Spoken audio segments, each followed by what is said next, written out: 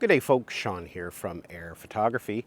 So today is just going to be a quick little video and we're going to be talking about the DJI Avata. The DJI Avata has been out for a year now and I'm going to share my thoughts and user experience with it after flying it for the past year. Now I can say without a doubt this has become my all-time favorite drone, and in fact it's probably the drone I've done the most flights with. Now there are several different reasons why this has become my favorite drone and I'm going to share those reasons with you in this video. Now of all the many different reasons why I really love this drone, the first is its versatility. First of all, you can fly it like a traditional FPV drone, get some of those nice dynamic shots.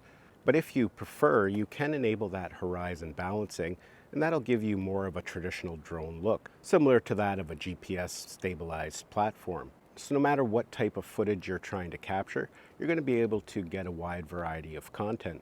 Now on top of that, the camera that's built into the DJI Avata is actually quite good. Although you can mount a third-party camera on the top, the DJI Avata is capable of that. For the most part, you don't really need it.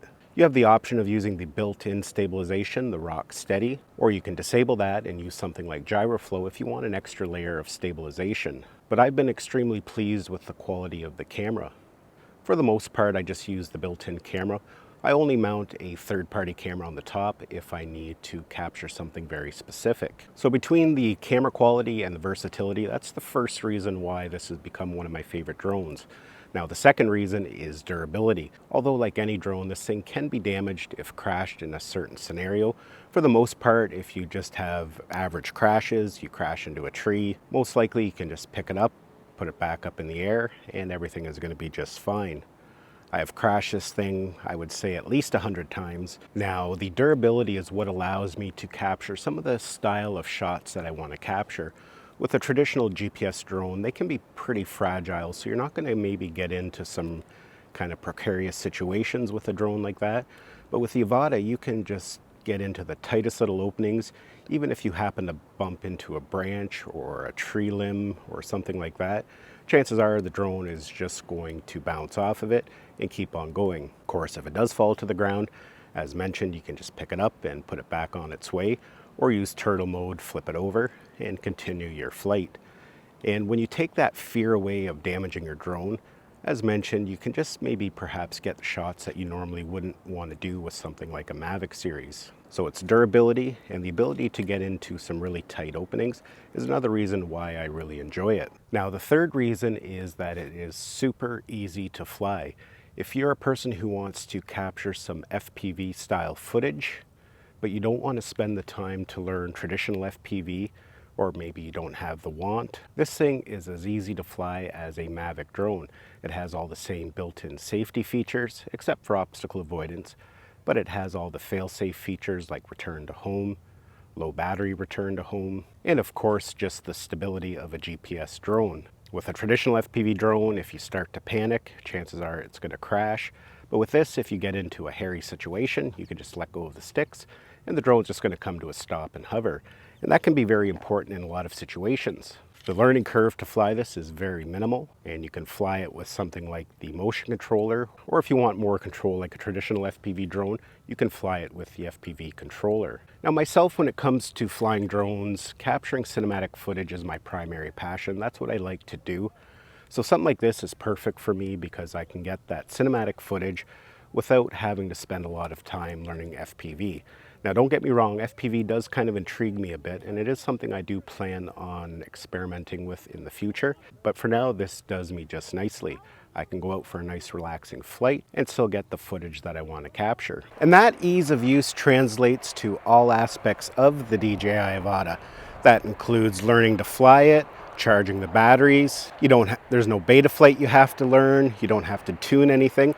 Everything just works right out of the box. And especially for a new beginner when it comes to charging LiPo batteries, that can be a little tricky to learn about voltages. If you make a mistake, it can be very dangerous. Whereas the DJI Avata has batteries just like a Mavic, so you just plug them in and they'll go ahead and charge. When flying, you don't have to worry about keeping an eye on your voltage, as it will just manage that all for you and give you a prompt when it's time to return to home. So for a beginner, this is probably the easiest FPV system to get up and flying with right away. And that's another reason why I really like it. Just the simplicity of it. I can get out, grab the shots I want. I don't have to mess around. I can spend more time flying and enjoying the drone. But the nice aspect of the DJI Avata is that it will grow with your needs and your skill. You can start out flying it in normal mode or sport mode, just like a Mavic. For the most part, it behaves just like a Mavic, but if you want, when you're ready, after you've spent some time on the simulator, you can go ahead and put it into manual mode and get a little bit more creative with your flights. You can do loops and dives and spins. And if you run into trouble or you panic, you can just hit the brake button and the drone's just going to come to a complete stop and hover, which isn't something you can do with a traditional FPV drone. If you panic or you lose your bearings, chances are it's going to crash. Now myself, I tend to fly mine most of the time in normal and sport mode. For what I film, that usually meets my needs. Of course, I do like to put it in manual every once in a while and have a little fun with it. But for the most part, when I'm filming, I just leave it in sport mode. Now, over the last year, we've got some interesting updates for the DJI Avata and some new hardware.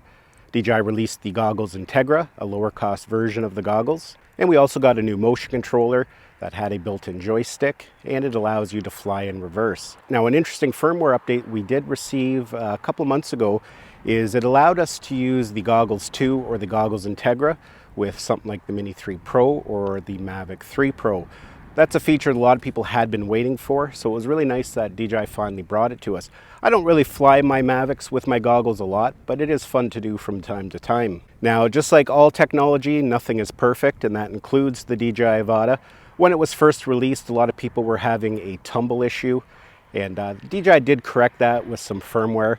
Now, it was more of a software fix. I think it didn't really address the issue, which is that it's a little underpowered. If you're flying in manual mode and the software determines that it's out of control or falling, it'll put it back into normal mode.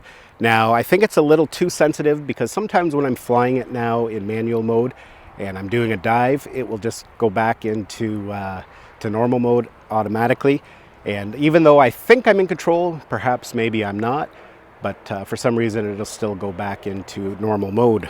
The other issue that some people have had, including myself, are props flying apart while the drone's up in the air. Now, it did happen to me. Unfortunately, when it happened to me, I was over a lake, so I lost it in the water. Now, DJI did replace it, and they did it really quickly. I got a replacement within 5 days, so that was really nice. I was really happy with that. And truth be told, I honestly don't know if it was user error or if it was a mechanical problem with the propeller. Some people are saying it's from over tightening the props. Perhaps I didn't have the door closed. I don't know which prop came off, but you know, it was unfortunate. But I haven't had it since. I've done probably, this is the replacement drone that DJI sent me, and I've done probably 30 to 50 flights on it and haven't had a single issue. So hopefully that was just an isolated problem. Well, folks, that's basically it for this video. That is my 1-year review of the DJI Avata. It has definitely become my all-time favorite drone to fly, whether I'm filming or just flying it for fun. Hopefully you enjoyed it and got some value. Give it a thumbs up if you did. It's always greatly appreciated. And we'll see you in the next one.